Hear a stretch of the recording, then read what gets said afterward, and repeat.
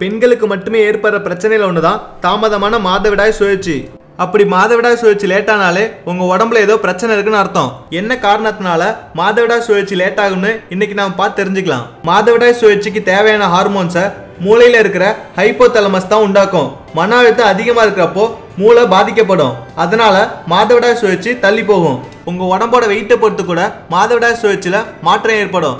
ஏன்னா உடம்புல calories கம்மியாகிறப்போ hypothalamus பாதிக்கப்படும். அந்த டைம்ல பாடியில இருந்து ஈஸ்ட்ரோஜன் லெவல் கம்மியாகும். ஒர்க் அவுட் பண்றது உடம்புக்கு ரொம்ப நல்லதுதான். ஆனா பெண்கள் அதிகமா எக்ஸசைஸ் பண்ணா அவங்க உடம்பு ஈஸ்ட்ரோஜனை உண்டாக்காது. இதனால மாதவிடாய் சுழற்சி லேட் ஆகும். நாள்பட்ட நோய் அதாவது டயபிட்டிஸ், சீலிக் ஆசிட்னால பெண்களோட மாதவிடாய் சுழற்சி மாற்றம் வரும். அது மட்டும் இல்லாம உடம்போட சுகர் லெவலும் ஹார்மோன்ஸ்ல கம்மியாகும். 40 வயசுக்கு மேல எல்லா பெண்களுக்கும் மாதவிடாய் சுழற்சியில பிரச்சனை வரும். ஏன்னா அந்த டைம்ல அவங்களோட மாதவிடாய் சுழற்சி ஸ்டாப் ஆக போகும். அதனாலதான் மாதவிடாய் சுழற்சி தள்ளி போகும்.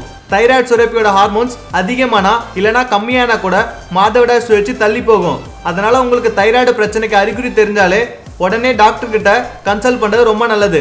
தைராய்டு சுரப்பியோட ஹார்மோன்ஸ் அதிகமானா இல்லைனா கம்மியானா கூட மாதவிடாய் சுழற்சி தள்ளி போகும். மாதவிடாய் சுழற்சி லேட் ஆகிறதுக்கு காரணம் நீங்க எடுத்துக்கிற கருத்தடை மாத்திரையா கூட இருக்கலாம். இந்த மாதிரி மாத்திரையை எடுத்துக்கிறது ரொம்ப ஆபத்து. அதனால இந்த மாத்திரை எடுக்கிறத ஸ்டாப் பண்ணுங்க. குழந்தை பெற்ற பெண்களுக்கு ஒரு சில வாரங்களுக்கு மாதவிடாய் சுழற்சி வராது. ஏன்னா பிறந்த குழந்தைக்கு பால் கொடுத்துட்டு இருப்பாங்க. பால் கொடுக்கறத ஸ்டாப் பண்ணதும் மாதவிடாய் சுழற்சியில பிரச்சனை இருக்காது. PCOS என்ற நிலையால பெண்களுக்கு மாதவிடாய் சுழற்சி அதிகமா தள்ளி போகும். அது மட்டும் இல்லாம இந்த பிரச்சனை இருக்கும் பெண்களுக்கு முகம், மார்பகம் போன்ற இடங்கள்ல முடி வளரும். பீரியட்ஸ் லேட் ஆகுதுன்னு கவலைப்படாதீங்க. அதனால கூட பீரியட்ஸ் லேட் ஆகும். ஸோ இதுக்கு ஒரே வழி உங்க உடம்ப நீங்களே நல்லா பார்த்துக்கிறது தான்.